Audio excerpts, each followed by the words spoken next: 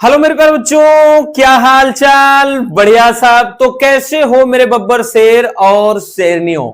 आशा करता हूं आप सभी एकदम मस्त होंगे, स्वस्थ होंगे और बेहतर तरीके से अपनी तैयारी भी कर रहे होंगे। प्यारे बच्चों, आज के इस वीडियो में हम केमिस्ट्री में सेकेंड पार्ट के जितने भी मोस्ट इंपोर्टेंट ऑब्जेक्टिव क्वेश्चन है उन सभी को देखने वाले हैं और आपको कमेंट करना है लास्ट में कि आपके यहां से कितने क्वेश्चन सही हो रहे हैं, क्योंकि बहुत सारे बच्चों को फर्स्ट पार्ट में तो बहुत आसानी होती है लेकिन सेकंड पार्ट में दिक्कत होती है। तो चलिए देख लेते हैं जितने भी रिपीटेड आपके प्रीवियस ईयर के बहुविकल्पी प्रश्न हैं। शुरुआत करते हैं भैया। पहला क्वेश्चन है कि एल्किल, जो क्वेश्चन नंबर 1 है कि एल्किल हाइलाइड का सामान्य सूत्र क्या होता है, या फिर इसी को हैलो एल्केन कह सकता है। चाहे एल्किल हाइलाइड कहे या हैलो एल्केन कहे, दोनों एक ही बात है। इसका सामान्य सूत्र क्या है? CnH2nX5 या CnH2n+1X या CnH2n या फिर CnHn। तो भैया एल्किल हाइलाइड का जो सूत्र होता है वो हो जाता है ऑप्शन नंबर 2। यानी इसका जो सामान्य सूत्र है प्यारे बच्चों वो क्या है? Cn है, H2n+1 और साथ में यहां पे x जुड़ेगा। इसी पे जैसे कोई भी चीज आप एक एग्जांपल रखकर सेट कर लीजिए। n बराबर जैसे हम 2 ही ले लें तो भैया n बराबर जैसे 2 ले लें तो बच्चों जैसे C2 H2 यहां पे करने के बाद 2 करिए +1 और x, यहां पर x की जगह कोई हैलोजन ले लें। यानी x के मान जैसे यहां पे x का मतलब चाहे क्लोरीन रख लो, ब्रोमीन रख लो, चाहे आयोडीन रख लो, कोई भी रख लो भैया। तो यहां पर हम कोई भी एक रख दें, जैसे यहां Cl, तो ये क्या बन गया? C2 H 2 दूना 4 1 5 H5Cl, जो कि क्या है? एथिल क्लोराइड, जो कि एक हैलो एल्केन है या एल्किल हाइलाइड। तो जाकर के इसी पर भैया सटीक बैठ रहा है। इस हिसाब से हम कह सकते हैं आपका विकल्प जो दूसरा है वो सही हो जाएगा। चलिए इसको देख लीजिए भैया, काम की चीज है।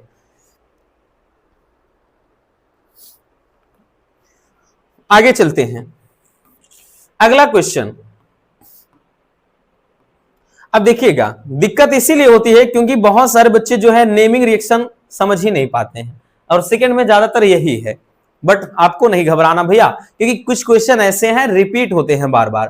क्वेश्चन नंबर 2 है, कह रहा है कि अभिक्रिया RCOOAg है, Br2 की उपस्थिति या Br2 से क्रिया करा रहे हैं RBr, ये अभिक्रिया क्या कहलाती है?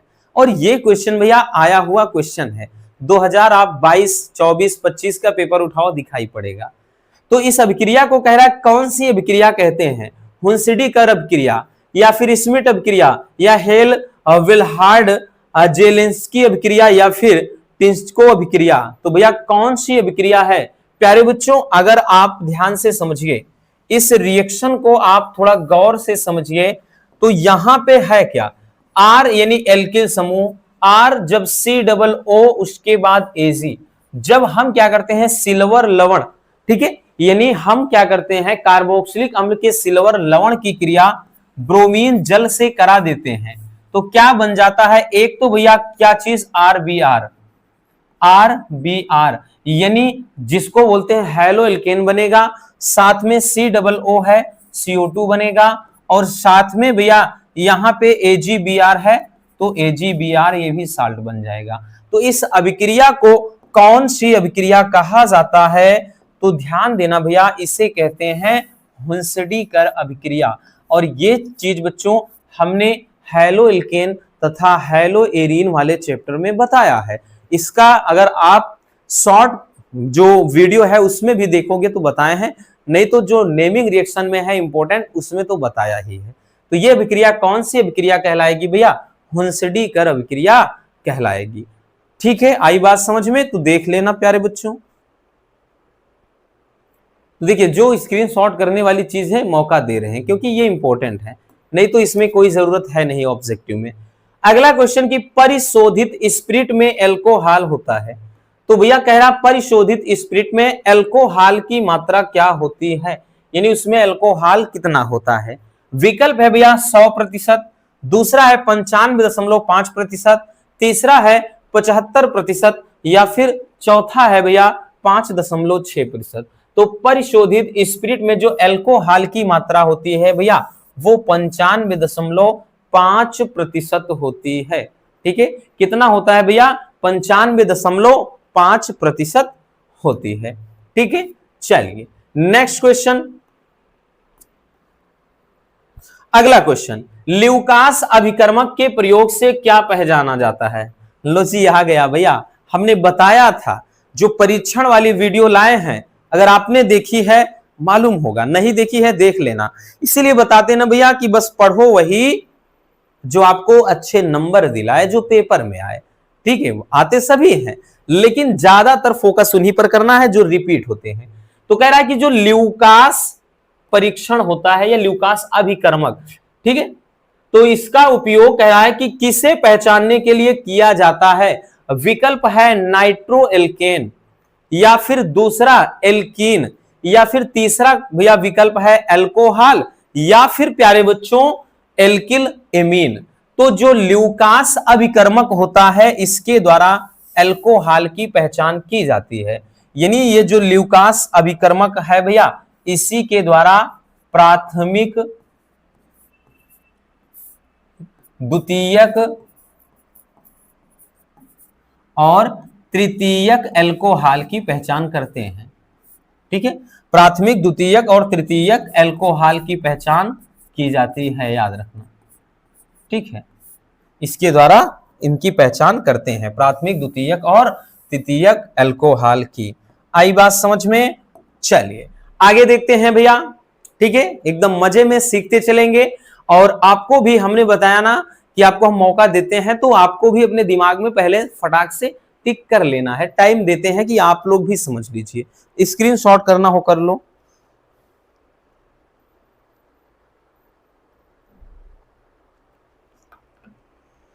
हो गया ना? चलिए आगे चलते हैं। अगला क्वेश्चन, ईथर होते हैं, यह भी बड़ा प्यारा सा क्वेश्चन है। ठीक है, सारे क्वेश्चन इंपॉर्टेंट हैं, इतना याद रखना। तो कह रहा है ईथर होते हैं, तो ईथर क्या होते हैं? आपके सामने विकल्प है, उदासीन होते हैं, या फिर भैया क्षारीय होते हैं, या फिर प्यारे बच्चों अम्लीय, या फिर उभयधर्मी। तो बताना कौन सा विकल्प सही होगा। तो ईथर की प्रकृति क्या होती है, यानी ईथर क्या होते हैं? तो भैया सही विकल्प हो जाएगा क्षारीय। तो ईथर की जो प्रकृति है वो क्या होती है? क्षारीय होती है। ठीक है, कैसी भैया? क्षारीय। आगे चलते हैं, नेक्स्ट क्वेश्चन। अगला क्वेश्चन रोजेनमुंड अपचयन द्वारा प्राप्त होता है। ठीक है, ये सारे इंपॉर्टेंट हैं। ठीक, ये वाले जितने इस टाइप के होते हैं सब इंपॉर्टेंट है भैया। रोजेनमुंड अपचयन द्वारा प्राप्त होता है, यानी रोजेनमुंड अपचयन जो अभिक्रिया होती है, याद आया कुछ? ठीक है, एल्डिहाइड के निर्माण की विधियां व रासायनिक समीकरण कुछ दिमाग में घुसा भैया, वहीं से क्वेश्चन है। तो नहीं भी घुसा डोंट वरी, बताएंगे तो है ही। तो रोजेनमुंड अपचयन द्वारा प्राप्त होता है, तो क्या प्राप्त होता है? एल्डिहाइड, ईथर, कार्बोक्सिलिक अम्ल, या फिर हाइड्रोकार्बन। तो प्यारे बच्चों जो रोजेनमुंड अपचयन होता है, ठीक, या रोजेनमुंड अभिक्रिया होता है, इसके द्वारा एल्डिहाइड प्राप्त होता है। क्या होता है भैया? एल्डिहाइड प्राप्त होता है। ठीक, समझ में आया? चलिए आगे चलते हैं। अगला क्वेश्चन क्या है? अगला क्वेश्चन है कि एसीटल्डिहाइड और एसीटोन में विभेद करने के लिए उपयुक्त अभिकर्मक कौन है? ठीक है, और ये क्वेश्चन सब 25 के पेपर में देखो ये सब पूछा गया है। कह रहा है कि एसीटल्डिहाइड जो कि एल्डिहाइड का एक कंपाउंड है, और साथ में एसीटोन जो कि कीटोन का एक कंपाउंड है। कह रहा है कि इसमें अगर विभेद करना है, अंतर करना है, तो इसमें कौन सा अभिकर्मक प्रयोग होता है इनमें से, ये आपको बताना है। विकल्प है हिंसबर्ग अभिकर्मक, या फिर भैया ल्यूकास अभिकर्मक, या फिर प्यारे बच्चों सिफ अभिकर्मक, या इनमें से कोई नहीं। तो हमने मॉडल पेपर में इस क्वेश्चन को सॉल्व करवाया है। तो इसमें सिफ अभिकर्मक जो होता है वो एल्डिहाइड और कीटोन में बखूबी अंतर बता देता है। ठीक है, यानी option 3 is the correct answer. चलिए नेक्स्ट क्वेश्चन पर चलते हैं। Question number 8। क्वेश्चन नंबर जो 8 है, कह रहा है कि फॉर्मेलिन जलीय विलयन है। फॉर्मेलिन किसका जलीय विलयन? देखिए फॉर्मेलिन होता क्या है, एक बेशक मूवी आई थी उसमें देखा होगा फॉर्मेलिन का इस्तेमाल किया गया, उसमें बताया जाता है, ठीक है, कि फॉर्मेलिन क्या है, ठीक। और इसका उपयोग किसी भी चीज को प्रिजर्व करने के लिए, यानी जैसे किसी भी चीज को सड़ने से बचाने के लिए किया जाता है, यानी जैसे फल हो गया, सब्जी हो गई, दूध वगैरह हो गया, इनको प्रिजर्व करने के लिए, लंबे टाइम तक सुरक्षित रखने के लिए इसका प्रयोग किया जाता है। तो वही चीज कह रहा है कि फॉर्मेलिन जलीय विलयन होता है, तो किसका होता है? विकल्प है भैया फॉर्मेल्डिहाइड का, या फिर फार्मिक अम्ल का, या फिर फ्लोरोसिन का, या फिर भैया एसीटल्डिहाइड का। तो प्यारे बच्चों, जो फॉर्मेलिन होता है वो फॉर्मेल्डिहाइड का जलीय विलयन होता है। अगर यही पूछा जाता तो कितना परसेंट, तो फॉर्मेल्डिहाइड का 40% सॉल्यूशन होता है, ठीक है, 40% सॉल्यूशन ये फॉर्मेलिन होता है, ठीक, याद रखना। आई बात समझ में? चलिए, ये भी बड़ा ही प्यारा सा क्वेश्चन था। Next question. भाई खांसी बढ़ रही है, मौसम बदल रहा है, हम तो वैसे भी बीमार ही चल रहे हैं। तो देखिए कह रहा है कि निम्नलिखित में से कौन सबसे प्रबल अम्ल है, ये आपको बताना है। और ये क्वेश्चन भी 2025 में आया हुआ है कि इन सभी में सबसे प्रबल अम्ल कौन है। पहला है CH3COOH, या फिर ClCH2COOH, या फिर Cl2CHCOOH, या Cl3CCOOH। तो सबसे प्रबल अम्ल कौन सा है भैया? तो इनमें सबसे ज्यादा प्रबल की बात कर ले तो जिसमें क्लोरीन की मात्रा ज्यादा है, तो सबसे ज्यादा प्रबल अम्ल यही है, ठीक है, ये विकल्प सही हो जाएगा। तो ये तो बड़ा आसान सा क्वेश्चन था। अगला क्वेश्चन है जो कि बड़ा ही प्यारा सा क्वेश्चन है कि कैनिजारो अभिक्रिया प्रदर्शित करता है, क्या प्रदर्शित करता है? और आपको बता दे भैया, ये एल्डिहाइड, कीटोन और कार्बोक्सिलिक अम्ल वाले चैप्टर से है, बड़ा ही प्यारा सा है। और नेमिंग रिएक्शन में कैनिजारो अभिक्रिया पूछा जाता है, तो बताना है कि ये प्रदर्शित क्या करता है। विकल्प है बेंजोइक अम्ल, या फिर टालुइन, या बेंजेल्डिहाइड, या फिर फार्मिक अम्ल।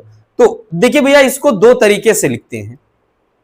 तो कैनिजारो अभिक्रिया वो अभिक्रिया होती है जिसमें एल्डिहाइड की क्रिया क्षार के साथ कराते हैं, ठीक है।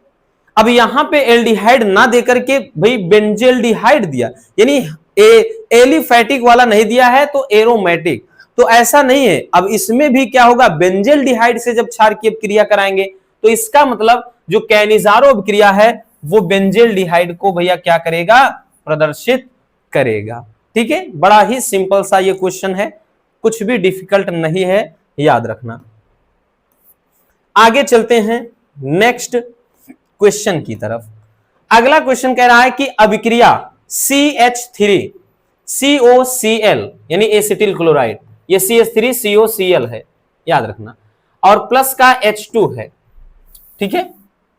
क्या दिया है कि CH3COCl, Cl बड़े में लिख दिया है, और प्लस का H2, और ये पैलेडियम हो गया PD, और साथ में बेरियम सल्फेट की उपस्थिति में जब अभिक्रिया करता है तो कह रहा है कि यहां पर एक उत्पाद बनता है, और उसी उत्पाद का नाम क्या है बताना है। कीटोन है कि एल्डिहाइड है कि अम्ल है कि एल्कोहल है। अगर आपको याद हो भैया तो रोजेनमुंड अपचयन ही तो है भैया, ये क्या है, रोजेनमुंड अभिक्रिया तो ही है। अभी इसके पहले हमने देख लिया, क्योंकि यहां हाइड्रोजन से क्रिया हो रहा है, मतलब यह अपचयन हो रहा है, तो इसमें एसिटिल क्लोराइड की जब क्रिया कराएंगे तो भैया CH3, ध्यान देना, CH3 यहां से उठाओगे आप, अब उसके बाद एक C है, एक H उठाओ, एक यहां से O, तो CHO हो गया, तो यहां से CH3 CHO हो गया, और साथ में यहां एक H बचा, यहां एक Cl बच गया, तो HCl हो गया भैया। क्या हो गया, HCl हो गया। तो है बड़ा ही सिंपल सा रिएक्शन, बना क्या है, एल्डिहाइड बना है, तो भैया इसमें कह रहा है कि जो उत्पाद बनेगा वो क्या बनेगा, तो एल्डिहाइड बनेगा। यही तो है रोजेनमुंड अपचयन। ठीक है, चलिए इसको भी थोड़ा देख लीजिए, ये रेगुलर पूछे जाने वाले क्वेश्चन हैं।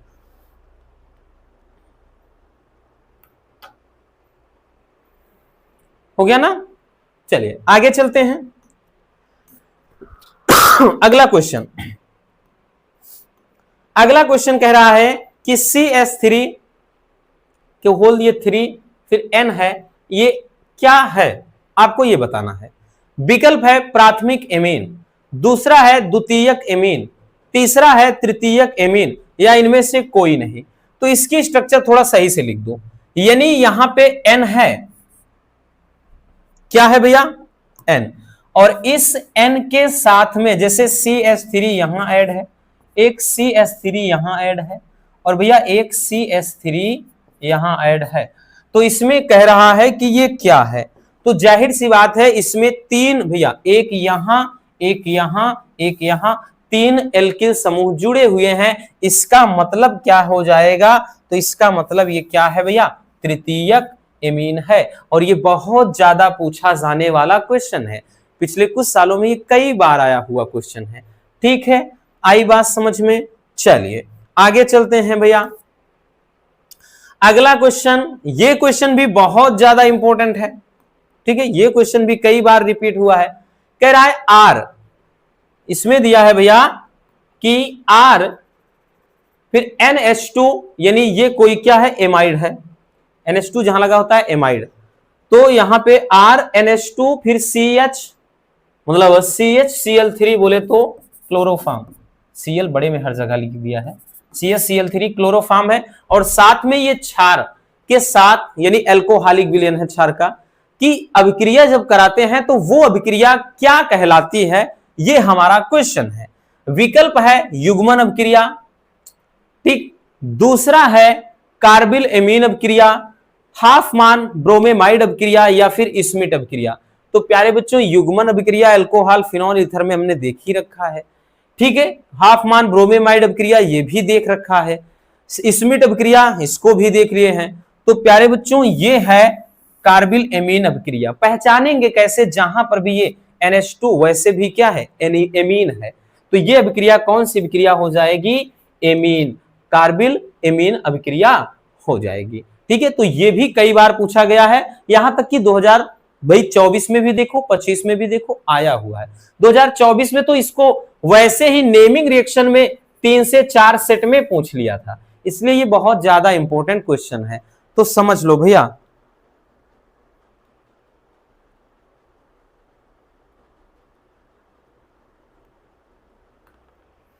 चलिए आगे चलते हैं। अगला क्वेश्चन, कार्बिल एमीन अभिक्रिया नहीं देती है, मतलब कह रहा है कि कार्बिल एमीन अभिक्रिया इनमें से क्या नहीं देती है, अर्थात किसमें लागू ये अभिक्रिया नहीं होती है। ठीक, पहला विकल्प है CH3 CH2 NH2, तो ये तो भैया कार्बिल एमीन में चल जाएगा, या CH3 NH2 ये भी चल जाएगा, और CH3 NH CH3, और एक है C6H5 और NH2। देखिए बेंजे एमाइड है NH2, ये भी चलेगा, उसके बाद NH2 यहां है, ये भी चलेगा, NH2 ये भी चलेगा। बट इसमें अगर आप देखें तो ये पूरी तरह से भैया इन तीनों से अलग है, तो यूं कह सकते हैं जो ऑप्शन 3 है यही सही हो जाएगा, यानी ये कार्बिल एमीन अभिक्रिया नहीं देगा। ठीक है, चलिए आगे चलते हैं प्यारे बच्चों। Next question, question number 15। Question number 15 क्या कह रहा है, कह रहा है कि 2 डिग्री एमीन है, यानी द्वितीयक एमीन कौन सा है, HNH2, या फिर भैया RNH2, या फिर भैया इसमें R2 है NH, या फिर R2N फिर R। तो पूछ क्या रहा है कि 2 डिग्री एमीन। अब 2 डिग्री में ध्यान देना भैया, जिसमें नाइट्रोजन तो रहेगा बट इसके साथ में दो ही जुड़ेंगे एल्किल समूह। तो ऐसा कौन सा है जिसके साथ 2 एल्किल समूह जुड़े हैं, पहले में तो एक भी नहीं है, दूसरे वाले में 1 एल्किल समूह है, तीसरे वाले में 2 है, और चौथे में देखिए 3 है। तो इसमें भैया यही वाला विकल्प सही हो जाएगा, मतलब option 3 is the correct answer. आई बात समझ? चलिए बबुआ आगे चलते हैं। Next question, question number 16। Question number 16 में कह रहा है कि यौगिक जिसमें क्षारीय प्राबल्य सबसे अधिक है, यानी इनमें सबसे अधिक क्षारीय कौन है, सबसे प्रबल क्षारीय कौन है। विकल्प आपके सामने है CH3 होल ट्वाइस NH, या फिर CH3 NH2, या CH3 ये 3 का होल 3 है N, या फिर NH3। तो जाहिर सी बात है भैया एल्किल समूह जिसमें ज्यादा होगा वो प्रबल क्षारीय, तो यही विकल्प हो जाएगा क्योंकि इसमें 3 है। ठीक है, आई बात समझ में? चलिए तो ये इसका विकल्प सही हो जाएगा। नेक्स्ट क्वेश्चन पर चलते हैं। हमारा अगला क्वेश्चन है कि सबसे मीठी शर्करा कौन सी है। लास्ट वाले चैप्टर में बहुत सारे बहुविकल्पी प्रश्न बनते हैं। ठीक, सबसे मीठी शर्करा कौन सी है, ये क्वेश्चन कई बार रिपीट हुआ है। विकल्प है ग्लूकोज, या फिर माल्टोज, या फिर फ्रक्टोज, या फिर सुक्रोज। तो सबसे मीठी शर्करा पूछा है भैया, ध्यान देना, प्रकृति में सबसे मीठी शर्करा होती है फ्रक्टोज, जो कि ये फलों में शर्करा, भाई ये क्या फ्रक्टोज क्या है, फलों, इसे फलों की शर्करा कहा जाता है, याद रखना, फ्रक्टोज को फलों की शर्करा कहा जाता है। ठीक है, और ग्लूकोज को अंगूर की शर्करा कहा जाता है, सुक्रोज को गन्ने की शर्करा कहा जाता है। तो कुछ चीजें हैं याद रखना। तो सबसे मीठी शर्करा फ्रक्टोज है। चलिए बबुआ आगे चलते हैं। कह रहा कि दूध में शर्करा होती है, तो दूध में कौन सी शर्करा पाई जाती है। ये तो बड़ा प्यारा सा क्वेश्चन है। विकल्प है सुक्रोज, दूसरा है माल्टोज, तीसरा है ग्लूकोज, या फिर चौथा है लैक्टोज। तो भैया दूध में लैक्टिक एसिड पाया जाता है और दूध की शर्करा को कहा जाता है लैक्टोज। ठीक, और दूध से दही बनने में आपको मालूम है ना कि लैक्टोबैसिलस नामक जीवाणु सहायक होता है। चलिए भैया आगे क्वेश्चन चलते हैं। Question number 19। क्वेश्चन नंबर 19 क्या कह रहा है, ये भी इंपॉर्टेंट है, सब रिपीट होते हैं क्वेश्चन, कि आरएनए में उपस्थित क्षार कौन सा है। आरएनए में कौन सा क्षार पाया जाता है ये बताना है। विकल्प है एडेनिन, ग्वानिन, साइटोसिन, थायमिन। पहला जोड़ा, यानी भाई आरएनए डीएनए में 4-4 नाइट्रोजन क्षार होते हैं, हमको मालूम है, तो पहला ये दे दिया है। दूसरा है ग्वानिन, साइटोसिन, थायमिन, यूरेसिल। तीसरा कह रहा है साइटोसिन, थायमिन, एडेनिन, यूरेसिल। और चौथा कह रहा है कि एडेनिन, ग्वानिन, साइटोसिन, यूरेसिल। ऐसे में तो आपको एकदम कंफ्यूज करके साइड मार देगा। हमें केवल इतना जानना है भैया, हमको पूछा क्या है आरएनए में, और आरएनए में अगर आपको याद हो तो हमने बताया है बहुत सिंपल तरीके से। इसमें भैया आपका कौन चलता है, पहला है एडेनिन, दूसरा है ग्वानिन, तीसरा है भैया साइटोसिन, और चौथा है प्यारे बच्चों यूरेसिल। किसमें पूछ रहा है, आरएनए में। और यही डीएनए में इसी का उल्टा चलता है। डीएनए में भैया पूरा सेम रहता है, उल्टा नहीं, मतलब पूरा सेम होता है, केवल यूरेसिल की जगह थायमिन हो जाता है। तो ऐसा पेयर, ऐसा जोड़ा किसमें है, एडेनिन, ग्वानिन, साइटोसिन। तो एडेनिन, ग्वानिन, साइटोसिन सब में है। जिसमें थायमिन ना हो, थायमिन इसमें भी है, थायमिन इसमें भी है, थायमिन इसमें भी है, बट नीचे वाले में देखो थायमिन कहीं है ही नहीं। तो यही विकल्प सही हो जाएगा, क्योंकि आरएनए में पूछ रहा है बबुआ। ठीक, स्क्रीनशॉट कर लीजिए भैया, हो गया। चलिए नेक्स्ट क्वेश्चन पर चलते हैं।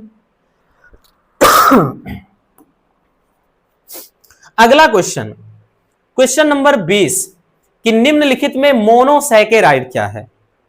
अब मोनोसैकेराइड, डाइसैकेराइड जब वन शॉट देखेंगे समझाएंगे, डोंट वरी। भाई मोनोसैकेराइड क्या है, डाइसैकेराइड। तो मोनोसैकेराइड एक चीज ध्यान दो, इतना समझ लो, जैसे ग्लूकोज हो गया, फ्रक्टोज हो गया। ठीक, अब जैसे डाइसैकेराइड, जब मोनोसैकेराइड मिलते हैं तब डाइसैकेराइड बनता है, या डाइसैकेराइड का जल अपघटन होता है तब मोनोसैकेराइड में टूटता है। तो कह रहा है कि निम्नलिखित में से कौन सा मोनोसैकेराइड है। विकल्प है माल्टोज, फ्रक्टोज, स्टार्च, सेलुलोज। तो भैया ये तो हमने पहले ही बता दिया, ग्लूकोज हो गया, फ्रक्टोज हो गया, ये सब के सब क्या है भैया, मोनोसैकेराइड हैं। क्या है प्यारे बच्चों, मोनोसैकेराइड। अब बाकी ध्यान देना भैया, ये जैसे माल्टोज हो गया, सुक्रोज हो गया, ये डाइसैकेराइड हैं। ठीक, चलिए आगे चलते हैं। अगला क्वेश्चन, क्वेश्चन नंबर 21, ग्लूकोज या एल्डिहाइड टालेन अभिकर्मक से क्रिया करके क्या बनाता है। लो जी, आ गया क्वेश्चन, है ना मजेदार वाला। ठीक है, अभी परीक्षण वाले में ही देख लो भैया, बताए हैं कि ग्लूकोज हो या फिर एल्डिहाइड हो, जब ये टालेन अभिकर्मक से क्रिया करते हैं तो क्या बनाते हैं, Ag2O। ये तो टालेन अभिकर्मक खुद ही है। दूसरा Ag, तीसरा है AgCl या फिर AgNH3Cl। तो भैया बनाते क्या हैं, Ag बनाते हैं। Ag बोले तो इसी को क्या बोलते हैं, इसी को भैया रजत दर्पण कहते हैं, है ना। याद आया कुछ, रजत दर्पण बनाते हैं। ठीक है, आई बात समझ। इसीलिए बोलते हैं ना भैया, हर एक चीज को अपने माइंड में अच्छे से स्टोर करके चलना चाहिए। चलिए आगे देखते हैं, क्वेश्चन नंबर 22। क्वेश्चन नंबर 22 क्या है, कह रहा है कि विटामिन ए की कमी से होता है। तो भैया विटामिन ए की कमी से कौन सा रोग होता है ये बताना है। विकल्प है अरक्तता यानी खून की कमी, दूसरा है त्वचा रोग, तीसरा है नपुंसकता और चौथा है रतौंधी। तो विटामिन जो ए होता है, विटामिन ए जो है भैया, इसका रासायनिक नाम रेटिनाल होता है। स्रोत में प्रमुख गाजर होता है, लेकिन कमी से रोग जो होता है वो रतौंधी होता है। क्या होता है भैया, रतौंधी। तो आंखों की रोशनी बढ़ाना है तो जमकर गाजर खाना है। ठीक है, याद रखना। चलिए भैया आगे चलते हैं बबुआ। Question number 23। क्वेश्चन नंबर 23 में क्या कह रहा है कि यौगिक जो डाइसैकेराइड नहीं है, यानी ये बताना है जो डाइसैकेराइड नहीं है। विकल्प है सुक्रोज, सेलुलोज, लैक्टोज, माल्टोज। तो भैया सुक्रोज भी है और लैक्टोज भी है और माल्टोज भी है, यानी C12H22O11। ये सभी के सब, यानी सबके, इस सुक्रोज, लैक्टोज, माल्टोज सभी का फार्मूला यही है, जो शर्करा होता है यानी चीनी का, शक्कर का। अब कह रहा है डाइसैकेराइड नहीं है, तो भैया तीन तो हैं, बचा एक सेलुलोज, ये डाइसैकेराइड नहीं है, जबकि ये एक पॉलीसैकेराइड है। क्या है भैया, पॉलीसैकेराइड। तो option second is the correct answer. ठीक, चलिए आगे चलते हैं। Question number 24। क्वेश्चन नंबर 24 क्या कह रहा है, ग्लूकोज में उपस्थित एल्डिहाइड समूह निम्नलिखित में से कौन सा परीक्षण नहीं देता है। देखिए ये भी बड़ा प्यारा सा क्वेश्चन है। कह रहा है कि ग्लूकोज में उपस्थित जो एल्डिहाइड समूह है वो कौन सा परीक्षण नहीं देता है। विकल्प है टालेन परीक्षण, सिफ परीक्षण, फेहलिंग परीक्षण, इनमें से कोई नहीं। तो भैया देखिए टालेन परीक्षण भी देता है और फेहलिंग विलयन तो देता ही देता है, हमने देख रखा है। बचा आपका ये सिफ अभिकर्मक या सिफ परीक्षण, तो यही नहीं देता है। ठीक हो गया, चलिए आगे चलते हैं। आगे भैया क्वेश्चन नंबर 25। क्वेश्चन नंबर 25 जो है, कह रहा है कि एस्कार्बिक अम्ल है।